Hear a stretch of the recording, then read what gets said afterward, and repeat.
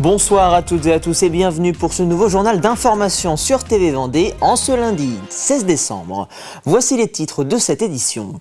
Entre esprit de Noël et événements engagés, les agriculteurs de Vendée ont organisé ce week-end leur propre parade de Noël. 2 cortèges de tracteurs ont ainsi sillonné les communes au nord de La Roche-sur-Yon une fois la nuit tombée. 949,3 millions d'euros, c'est le montant du budget primitif 2025 voté vendredi dernier par les conseillers départementaux. Recettes en baisse, dépenses à la hausse et économies, nous y reviendrons dans ce journal. Enfin, zoom sur cette opération sécurité à la chasse menée par l'OFB et la Fédération des chasseurs. Objectif, continuer de réduire les accidents en forêt. Vous les avez peut-être aperçus à Belvigny, à Beaufou ou encore à Mouilleron-le-Captif. Les agriculteurs avaient sorti leurs tracteurs sur les routes ce week-end. Sous l'impulsion des JA, 2 convois composés d'une vingtaine de tracteurs ont sillonné les communes du nord de La Roche-sur-Yon à l'occasion d'une parade de Noël. Une opération qui visait également à rappeler qu'en cette période de fête, il est tout à fait possible de manger local en Vendée. Reportage Grégoire de Châtillon. Ils avaient annoncé une parade exceptionnelle avec des tracteurs décorés par leurs soins, une parade de féerie lumineuse. C'est sûr, les jeunes agriculteurs ont bien paradé avec leurs tracteurs. Ici, à La Roche-sur-Yon, ils voulaient avant tout se montrer et se faire entendre. Également ici, à Mouilleron-le-Captif. Cette parade se veut d'abord être positive pour ces jeunes agriculteurs vendéens. Moi je trouve ça hyper intéressant et constructif de faire ça. Ça peut montrer aussi autre chose que le négatif du milieu agricole. On n'est pas là qu'à faire des manifestations, etc. Mis à part les manifestations qu'on a fait auparavant, c'est important aussi de montrer le côté positif. C'est un milieu aussi dans lequel c'est un très beau milieu, on est heureux aussi. Heureux, mais aussi déterminés à mettre en avant l'alimentation locale, c'est-à-dire leur production, c'est leur credo. Surtout à l'approche de Noël. Un peu plus tôt, ils s'étaient retrouvés au Poiré-sur-Vie sur le parking du Leclerc, lieu de départ de leur parade.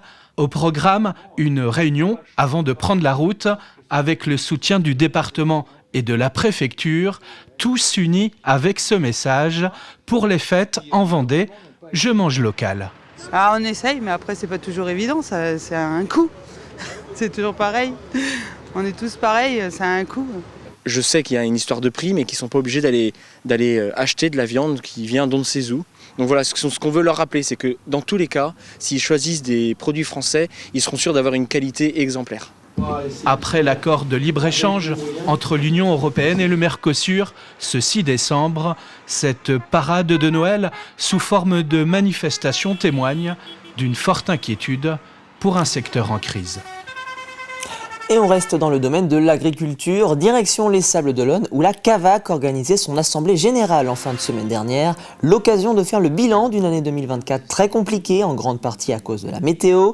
Conséquence des récoltes qui ont chuté de plus de 50%, des conditions qui ont d'ailleurs incité la coopérative à allouer une aide exceptionnelle à 1400 producteurs pour compenser les mauvaises récoltes. Alors ces aides, on a souhaité, le conseil d'administration, les cibler vers les agriculteurs qui ont eu le plus d'impact, notamment la partie ouest et bocage, donc des terres plutôt hydromorphes, où les agriculteurs n'ont pas pu faire leur semis de blé d'automne. Donc pas de semis de blé d'automne, pas de récolte à l'été. Nous avons ciblé donc la différence entre la récolte 2023 qu'ils avaient apportée et la récolte 2024, et nous avons essayé de compenser à la hauteur de 20 € tonnes la différence entre ces tonnages. Donc on a ciblé vraiment les agriculteurs les plus touchés aujourd'hui. La deuxième aide majeure, c'est de pouvoir reporter les semis qui n'ont pas été faits. On a demandé aux agriculteurs de garder les semences à la ferme et on a financé ce report d'échéance à l'année d'après. Et puis une page se tourne dans l'histoire de la coopérative puisque son directeur historique Jacques Bourget cède sa place à Olivier Jarran, jusque-là président-directeur général adjoint. C'est difficile de résumer en quelques mots le bilan de 18 années de direction générale et 28 années passées à la CAVAC. Mais c'est vrai que le groupe a beaucoup évolué depuis toutes ces années. Il est passé de 300 et quelques millions d'euros à 1,4 milliard aujourd'hui. On était 500 salariés quand je suis arrivé, on est 1800 maintenant. Et puis effectivement, l'émergence de beaucoup d'activités qui n'existaient pas à l'époque. Donc un groupe qui est beaucoup plus solide qu'il n'était à l'époque. Une belle aventure qui s'est inscrite sur la durée et qui continuera sur le temps long parce que nous sommes une coopérative agricole, donc attachée à un territoire. 949,3 millions d'euros, c'est le montant du budget primitif 2025 voté par le Conseil départemental vendredi dernier. Un budget en hausse, mais des recettes, elles, qui diminuent au contraire des dépenses, notamment de fonctionnement. Alors il a fallu faire des choix pour réaliser des économies, ce qui représente un effort de près de 13 millions d'euros. Eh bien, c'est à tous les niveaux qu'il fallait que nous essayions de trouver. Par exemple, dans la rénovation des véhicules, eh bien, on va attendre 1 an, 2 ans supplémentaires. Dans les charges qui nous sont imposées, par exemple sur le RSA, comment est-ce que l'on peut être encore plus, inventif pour que les uns et les autres puissent retrouver plus rapidement encore le chemin de l'emploi.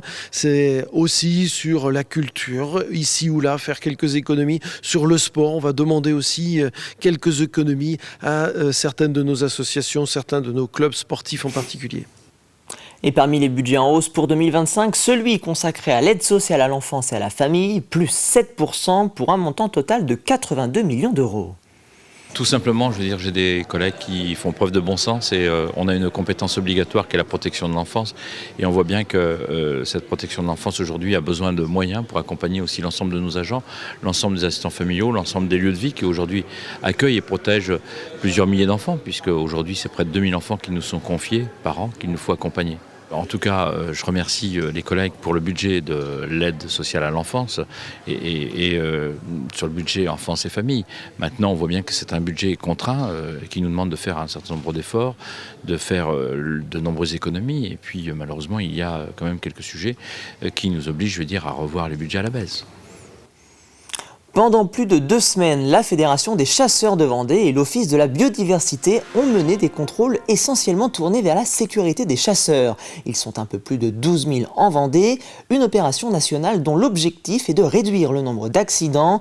En 20 ans, ce nombre a diminué de près de 42%. Reportage Cyril Guillet. Fédération des chasseurs. L'Office français de la biodiversité, là, pour l'environnement. Ce matin-là, sur la chasse privée de la Balingue, une vingtaine de chasseurs sont postés dans les bois pour une battue au grand gibier. Donc là, aujourd'hui, vous tirez uniquement à balle? Uniquement à balle. D'accord. On peut procéder à un contrôle de vos munitions, s'il vous plaît? Les battues font l'objet de toutes les attentions, car c'est le type de chasse qui dénombre le plus d'accidents.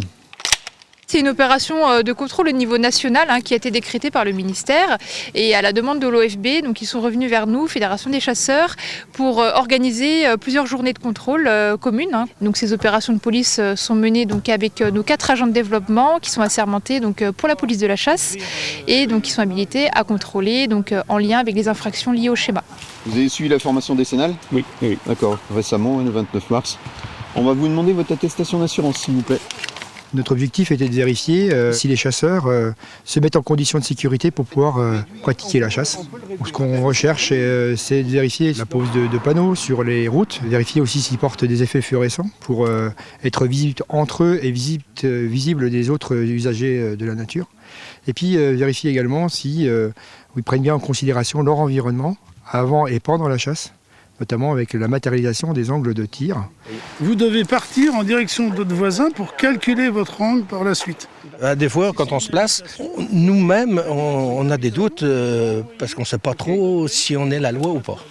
Donc j'ai posé quelques petites questions et ça, par contre, j'apprécie parce que voilà, ils nous conseillent. Moi, je trouve que c'est très important parce que l'image du chasseur est très très dégradée. C'est ce que je vous disais, on en est encore au sketch des inconnus. Tout est fait pour que les accidents soient évités et cela passe d'abord par la formation. Tous les nouveaux chasseurs ont une formation complète sur la sécurité au moment du permis de chasse, une formation très importante.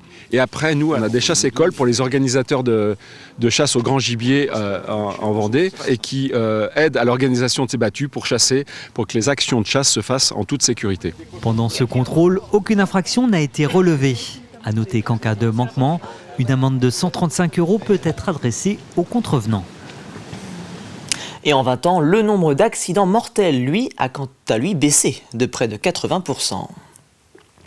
Nous vous en parlions un peu plus tôt dans la journée, le Vendée Globe a vécu son premier dématage la nuit dernière. C'est la Britannique Pip Hare qui a vu son mât se briser en deux. La skippeuse Medallia est désormais contrainte de naviguer à vitesse réduite et elle est désormais en route pour rejoindre l'Australie. Et si vous souhaitez en savoir plus sur l'actualité de la course, rendez-vous après ce journal avec votre résumé quotidien préparé par Alexandre Lenaour.